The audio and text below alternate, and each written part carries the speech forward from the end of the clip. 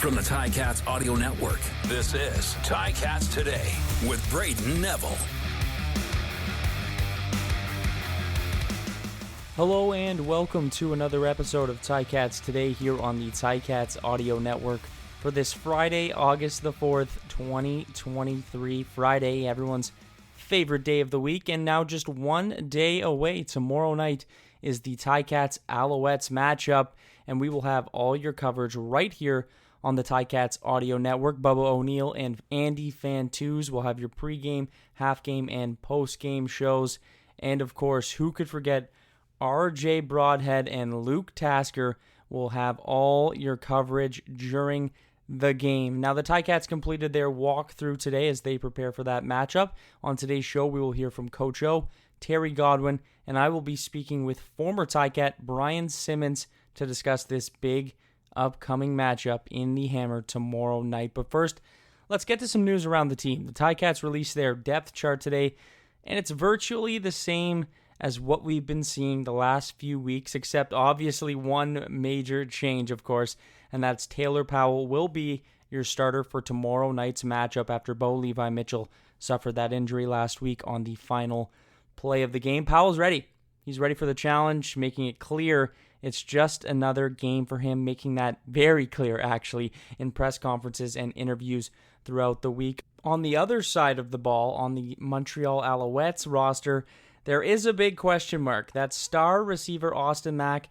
He's a game-time decision. He didn't practice today for the team, and we won't know about his status until game time, and we won't see if he fits into that lineup or not until tomorrow. He's a guy the Owls rely on a ton for big yards on the offense, and we'll just have to wait and see if he gets in tomorrow night. Coach O spoke about the big game following today's walkthrough and more.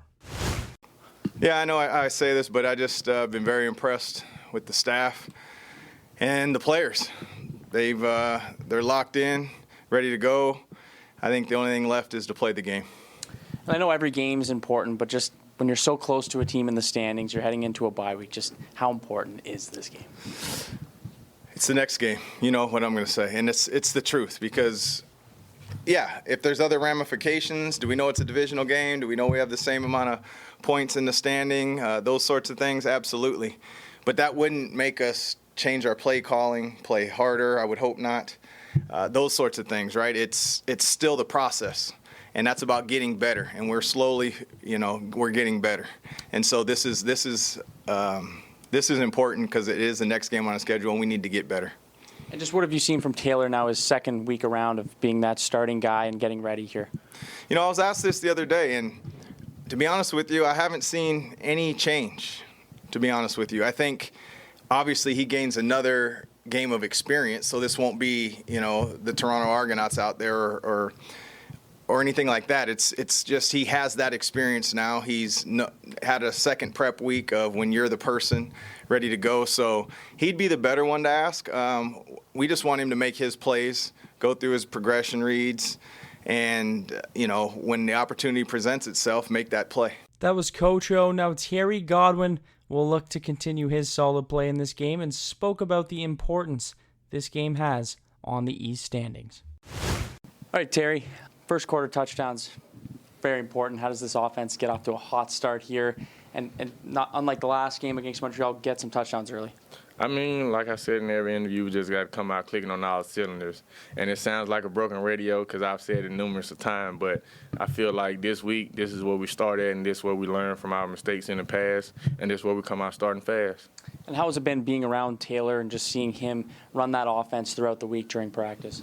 I mean, being around him since he got here, like late in training camp, I mean, he's grown on all of us. And we know that any quarterback in that room that steps in that pocket or steps into that role, we know we're going to be in great hands because they all prepare like the starter. I mean, any guy that steps in with confidence, you can't help but to trust him because, I mean, like you said, he's a rookie, but you have a rookie with that type of talent and that type of confidence, it's hard to stop, and especially when you have a great team around him. Like I said, I mean, it's just the minor things that we're not doing, like maybe the small thing as far as the blocking on the line or the blocking outside or even myself or the receivers or drop pass or something. So, I mean, once we get rid of those small and minor details and little mistakes that we're stopping on our own, I mean, the sky's the limit for us. I mean, I wouldn't necessarily say that. I mean, whenever your number is called, we know in that receiving room, running back room, whatever room it is, you have to answer that call. I mean, whether that's JB, Loxley, Keandre, whoever it is that comes into that role of it's being your game, we can't help but to protect you and help you do what you do. Going into a bye week, how good is it for the mindset to have that week of coming off a win as opposed to coming off a loss? Man, I mean, especially this bye week going in after a divisional game, it can't do nothing but put a smile on your face because, I mean, you got those 4 points, and then you're going into a break off a win, you know what I mean? So it's nothing more honorable than that, and just being able to defend the home turf at that. That was Terry Godwin following today's walkthrough. It's time now, though. I throw to my next guest, Brian Simmons. Brian, big game for the Ticats here on Saturday night, playing against the Montreal Alouettes in a crucial East Division matchup. What do the Ticats need to do to get a win heading into this bye week? Well, we all know throughout the season, Montreal offensive line has had some struggles in the beginning of the season, but they've been better as late. There's this old saying in football, when someone's struggling or not doing well, you have to remind them of that, and so I think it's very key to the defense keep playing the way they've been playing and just continue, to try to dominate the one-on-one battles and just make it very hard for the opposing team. Now, going into this game, Taylor Powell will get the start. Bo Levi Mitchell getting injured on that last play of the game against Ottawa. Taylor's looked pretty poised in his first game. Obviously, it's his first start, and he played against the best team in the league, so it wasn't easy for him. What does he need to do to keep that momentum and hopefully have a good game here against the Alouettes?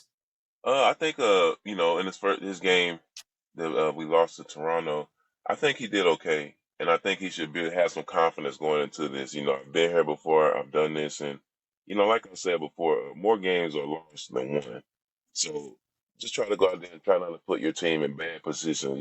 No one skill for a quarterback, in my opinion, is decision making, and that's what he has to be on his A game and continue the form from where he left from his previous start.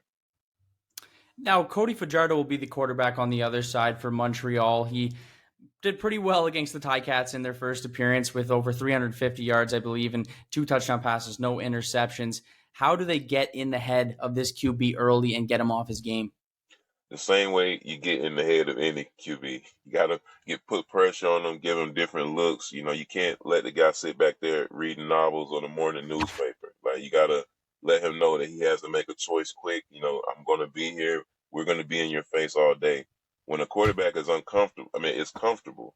That's when they can just sit back and decipher and, break down your defense. And he's a proven veteran in this league. He's had some success. So, I'm sure the Ticats know what they have to do. But just like with any quarterback, you gotta make it hard for them.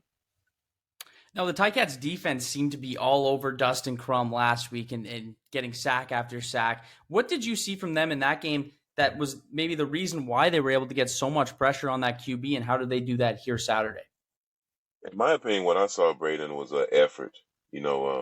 I saw that, and that's something that can't be coached. You either have it or you don't, and you could tell that the defense is hungry. I don't know if they feel like they need to, carry the team on its back, but they were flying. They were all over the guy, all over the guy. That was a team that defense easily could have, packed it in the bag with as many turnovers as the Ticats had, but they kept chopping wood. They stayed on it, and they stayed hungry. So if they continue with that kind of energy, only good things will happen. Momentum will keep continuing, and hopefully that's something they can ride here on out through the rest of the season. Now, as an offensive player, when you see your defense making that many stops, getting that many turnovers, does that almost help you just be like, okay, we need to get going now? Our defense is holding it down for us? Yes, it does. It definitely makes you want to, match on their level because no one wants to be carried by any opposing side of the ball.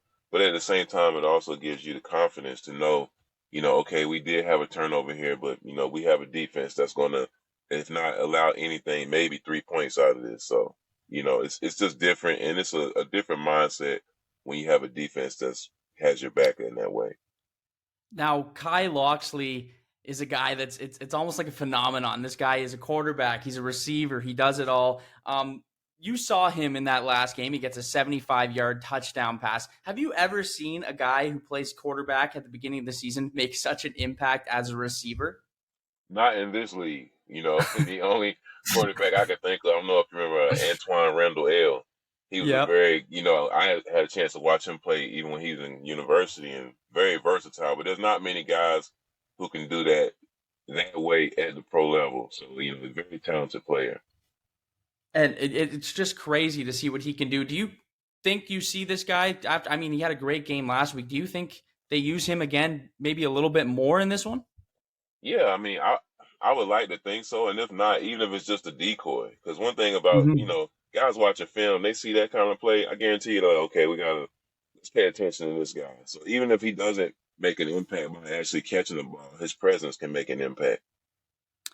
Now, another guy who's made an impact all season long is James Butler. The last couple games, maybe not as many touches. It's not as much of production, maybe, as you've seen from him all season. How important is it to get him fired up and get that run game a little bit more in this game, get it going a little bit more in this game? Oh well, you know me as an offensive lineman, I love when the ball's ran. I think he's a very strong back, and he's the kind of guy. It's like any other sport. Even for quarterbacks, you got to keep them in rhythm. The run game is something you just have to be committed to. It really is. Even when you don't think it's going well, you got to keep doing it. And I know in this league it's hard because you get lesser downs in that other league down south. But with that said, it's very important to get him going, get that momentum, being able to control. I always say the run game is like in basketball, dropping it to the post, or in boxing, it's like going for a body shot. It's like Mhm. just let's slow it down, let's go and control with the game. So it's always important to establish that, and I hope he gets it going because I think he's a very talented back.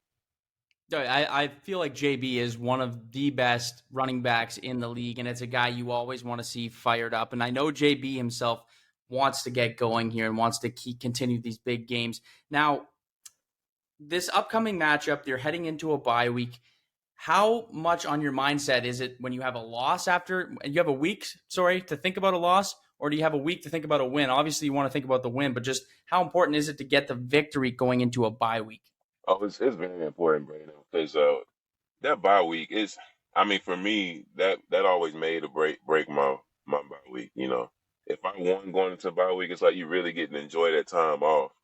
Whereas versus when you lose, like I play for coaches that have made bye week shorter. If you lose, like your bye week might be 3 days or 4 days instead of the full Yeah. time. Don't know if they can do that with the rules and stuff today, but that's how it was when I played. So, and it's just the momentum, because the bye week, I mean, you're off for a week. So if your momentum pauses on a high note, when you come back, it's great. But when your momentum pauses on a low note, it's like you have to spend that week coming back, kind of picking yourself up while also preparing for the next game.